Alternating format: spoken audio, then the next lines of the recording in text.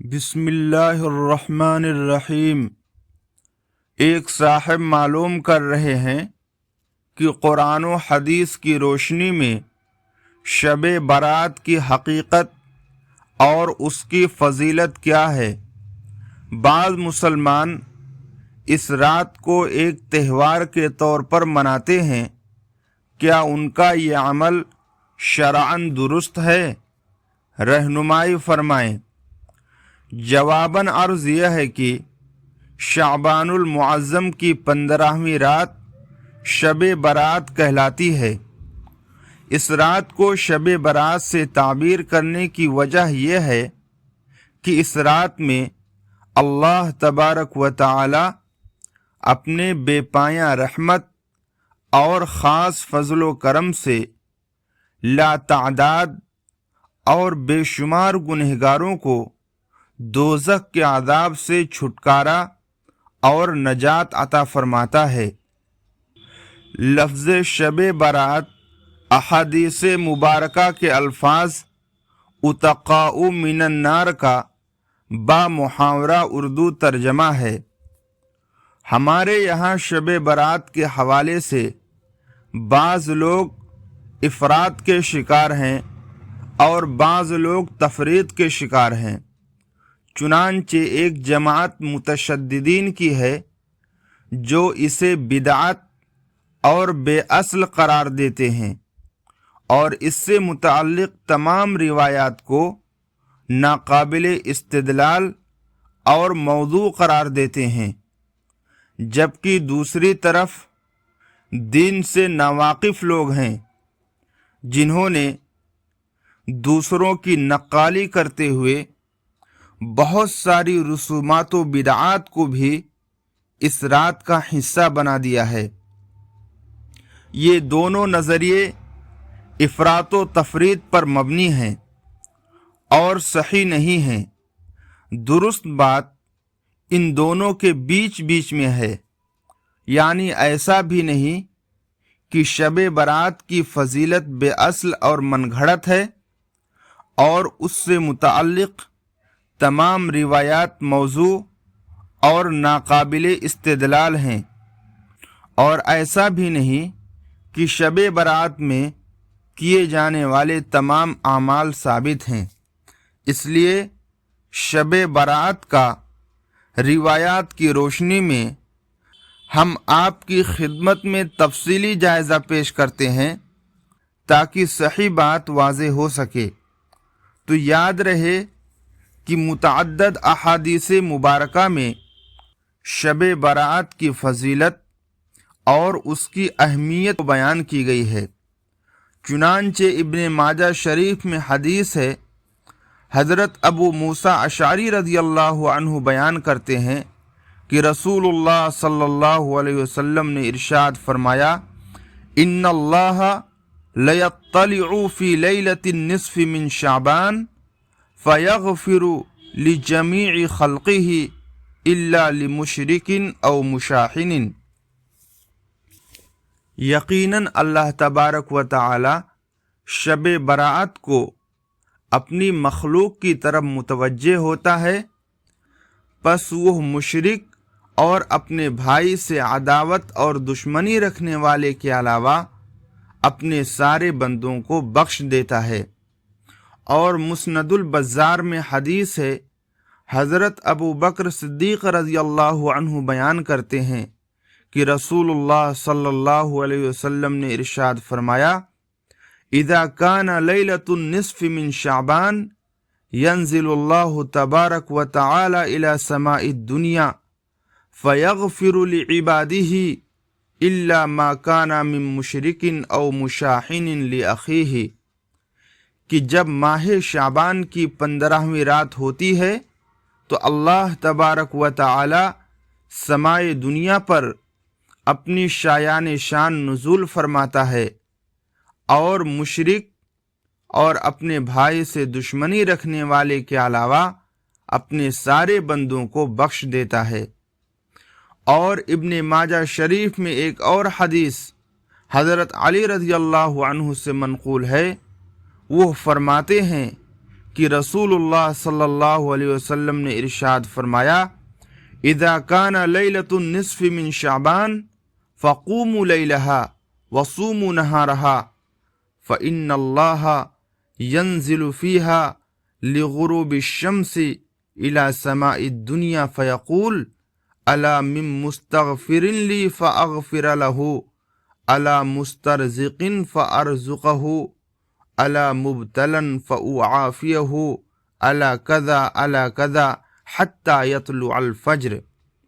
کہ جب شعبان کی 15ویں رات ہو تو تم اس کی رات میں قیام کیا کرو اور اس کے دن میں روزہ رکھا کرو،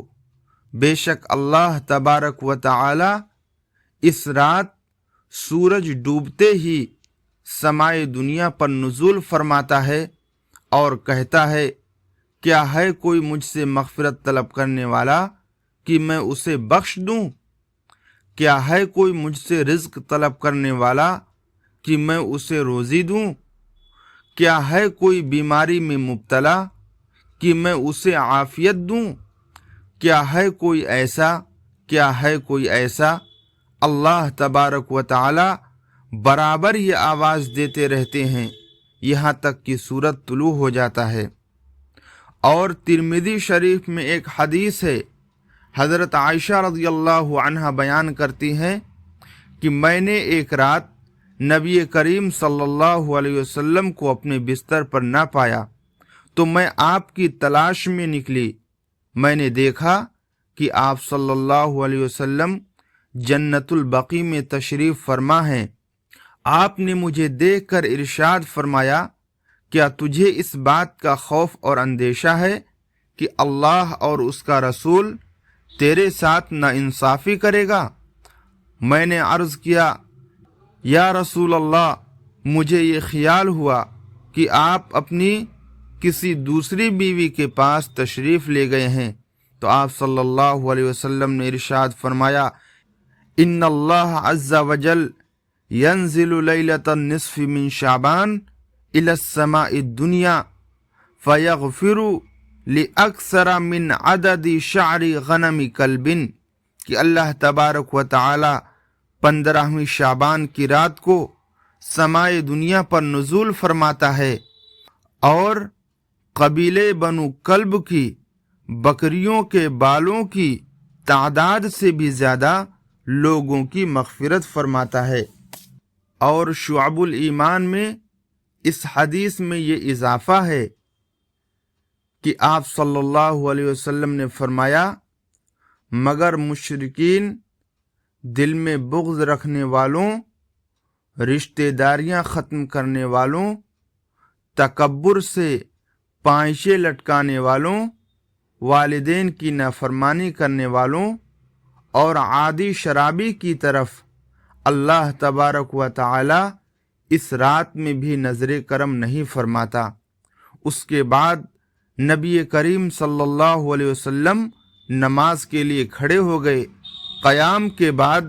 حضور صلی اللہ علیہ وسلم نے ایک طویل سجدہ کیا۔ حضرت عائشہ رضی اللہ عنہا بیان کرتی ہیں کہ مجھے گمان ہوا کہ حالت سجدہ میں آپ وصال فرما گئے۔ میں پریشان ہو گئی اور میں نے آپ صلی اللہ علیہ وسلم کے تلوؤں کو چھوا اور ان پر ہاتھ رکھا تو کچھ حرکت محسوس ہوئی، اس پر مجھے خوشی ہوئی۔ اس وقت حالت سجدہ میں حضور صلی اللہ علیہ وسلم یہ دعا پڑھ رہے تھے اعوذ بعفوک من عقابک واعوذ برضاک من سخطک واعوذ بک منک جل وجہک لا احصی ثناء علیک انت کما اثنیت علی نفسک، کہ اے اللہ میں تیرے عفو کے ساتھ تیرے عذاب سے پناہ چاہتا ہوں، تیری رضا کے ساتھ تیرے غضب سے پناہ چاہتا ہوں، اور تیرے کرم کے ساتھ تیری ناراضگی سے پناہ چاہتا ہوں۔ میں کما حقہ تیری تعریف بیان نہیں کر سکتا، تو ایسا ہی ہے جیسے تو نے خود اپنی تعریف بیان کی ہے۔ صبح ہونے پر جب حضرت عائشہ رضی اللہ عنہا نے حضور صلی اللہ علیہ وسلم سے ان دعاؤں کا تذکرہ کیا تو آپ نے فرمایا، اے عائشہ، یہ دعائیں خود بھی یاد کر لو اور دوسروں کو بھی سکھاؤ۔ مجھے جبرائیل علیہ السلام نے اپنے رب کی طرف سے یہ کلمات سکھلائے ہیں اور انہیں حالت سجدہ میں بار بار پڑھنے کو کہا ہے۔ اور مسند احمد ابن حنبل میں حدیث ہے، حضرت عبداللہ ابن عمر رضی اللہ عنہما بیان کرتے ہیں کہ رسول اللہ صلی اللہ علیہ وسلم نے ارشاد فرمایا، یطلع اللہ عز وجل الی خلقہ لیلۃ النصف من شعبان فیغفر لعبادہ الا لاثنین مشاحن وقاتل نفس، کہ شب برات کو اللہ تبارک و تعالی اپنی مخلوق کی طرف متوجہ ہوتا ہے، پس وہ دو اشخاص سخت کینہ رکھنے والے اور خودکشی کرنے والے کے علاوہ اپنے بندوں کی مغفرت فرما دیتا ہے۔ اور المعجم الکبیر للطبرانی میں حدیث ہے، حضرت ابو ثعلبہ رضی اللہ عنہ بیان کرتے ہیں کہ رسول اللہ صلی اللہ علیہ وسلم نے ارشاد فرمایا، یطلع اللہ علی عبادہ لیلۃ النصف من شعبان فیغفر للمؤمنین ویمہل الکافرین ویدع اہل الحقد بحقدہم حتی یدعوہ، کہ اللہ تعالی شعبان کی 15ویں شب کو اپنے بندوں پر نظر رحمت فرماتا ہے، چنانچہ وہ مومنین کی بخشش فرماتا ہے اور کفار کو مہلت عطا فرماتا ہے اور بغض و کینہ رکھنے والوں کو اپنی حالت پر چھوڑ دیتا ہے یہاں تک کہ وہ اپنی اس خصلت کو چھوڑ دیں۔ اور شعب الایمان للبیہقی میں حدیث ہے، حضرت عثمان ابن ابی العاص رضی اللہ عنہ بیان کرتے ہیں کہ رسول اللہ صلی اللہ علیہ وسلم نے ارشاد فرمایا، اذا کان لیلۃ النصف من شعبان فاذا مناد هل من مستغفر فاغفر له هل من سائل فاعطيه فلا يسأل احد الا اعطيه الا زانیۃ بفرجها او مشرک، کہ جب شعبان کی 15ویں رات ہوتی ہے تو ایک منادی ندا دیتا ہے، کیا کوئی ہے مغفرت طلب کرنے والا کہ میں اسے بخش دوں؟ کیا ہے کوئی سوال کرنے والا کہ میں اسے عطا کروں؟ پس زانیہ اور مشرک کے علاوہ ہر سوال کرنے والے کو عطا کر دیا جاتا ہے۔ اور الترغیب والترہیب میں حدیث ہے، حضرت عائشہ رضی اللہ عنہا بیان کرتی ہیں کہ رسول اللہ صلی اللہ علیہ وسلم نے ارشاد فرمایا، اتانی جبرائیل فقال هذه لیلۃ النصف من شعبان وللہ فیہا عتقاء من النار بعدد شعور غنم بنی کلب ولا ينظر اللہ فیہا الی مشرک ولا الی مشاحن ولا الی قاطع رحم ولا الی مسبل ولا الی عاق لوالدیہ ولا الی مدمن خمر، کہ میرے پاس جبرائیل علیہ السلام آئے اور کہا کہ یہ نصف شعبان کی رات ہے اور اللہ تعالیٰ اس رات بنو کلب کی بکریوں کے بالوں کی تعداد میں لوگوں کو آگ سے آزاد کرتا ہے، لیکن اللہ تعالیٰ اس رات مشرک، کینہ پرور، قطع رحمی کرنے والے، ٹخنوں سے نیچے تہبند لٹکانے والے، والدین کی نافرمانی کرنے والے اور شراب کے عادی کی طرف نظر کرم نہیں فرماتا ہے۔ اور مشکات شریف میں حدیث ہے، حضرت عائشہ رضی اللہ عنہا بیان کرتی ہیں کہ نبی کریم صلی اللہ علیہ وسلم نے مجھ سے پوچھا، اے عائشہ، کیا تم جانتی ہو کہ یہ کون سی رات ہے؟ آپ مراد لے رہے تھے نصف شعبان کی رات۔ حضرت عائشہ رضی اللہ عنہا نے پوچھا، اے اللہ کے رسول، اس رات میں کیا ہوتا ہے؟ تو آپ نے فرمایا کہ اس رات میں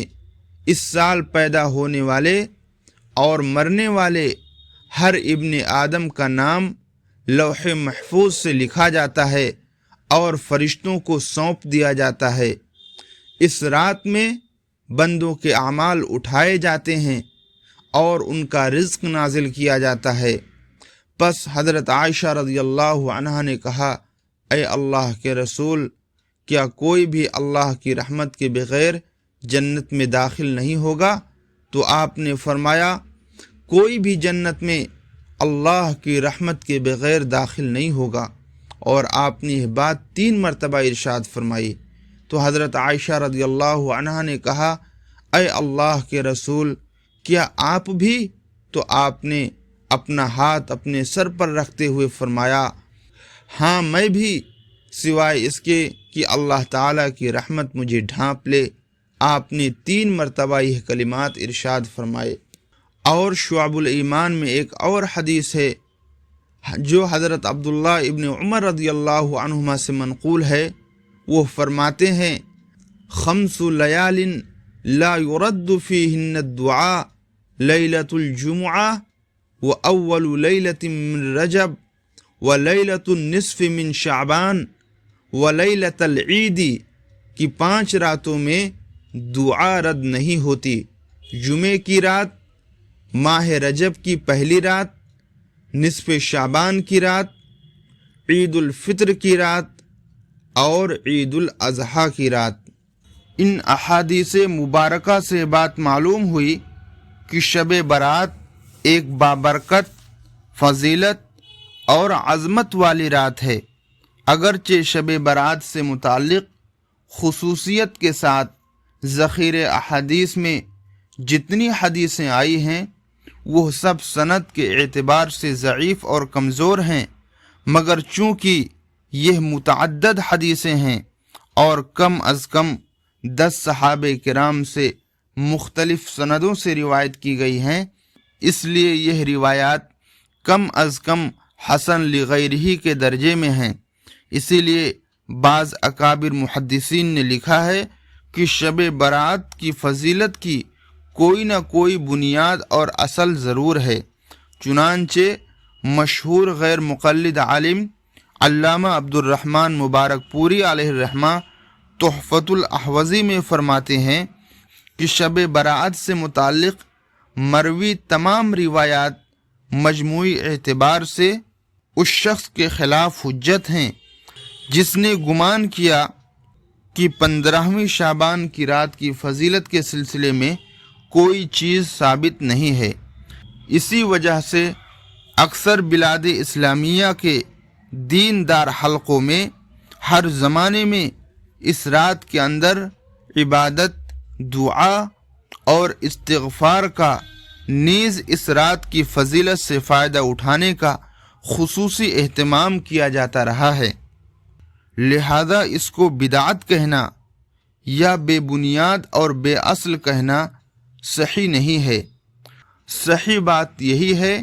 کہ یہ فضیلت والی رات ہے۔ اس رات میں عبادت کرنا باعث اجر و ثواب ہے۔ البتہ یہ بات درست ہے کہ اس رات میں عبادت کا کوئی خاص طریقہ مقرر نہیں ہے، بلکہ جس قدر ہو سکے اس رات میں نفلی عبادات انجام دی جائیں، نفل نماز پڑھیں، قرآن کریم کی تلاوت کریں، ذکر و اذکار کریں، تسبیح پڑھیں، دعائیں کریں۔ یہ سارے کام اور یہ ساری عبادتیں اس رات میں کی جا سکتی ہیں۔ ان اعمال کے علاوہ اس رات میں دیگر خرافات جو عوام میں رائج ہیں، جیسے چراغاں کرنا، گھروں کو سجانا، قسم قسم کے کھانے پکانا اور انہیں تقسیم کرنا، آتش بازی کرنا، گلیوں، بازاروں اور چوراہوں پر فضول گوئی میں قیمتی وقت ضائع کرنا اور گھومنا پھرنا، اور اس رات کو عید اور تہوار کی طرح منانا، جیسا کہ بعض مقامات پر مسلمانوں کی یہ صورتحال مشاہدے میں آتی ہے، یہ سب بے اصل ہیں، شریعت سے ان کا کوئی تعلق نہیں ہے۔ لہذا ان چیزوں سے بچنا لازم اور ضروری ہے۔ فقط واللہ تعالی عالم۔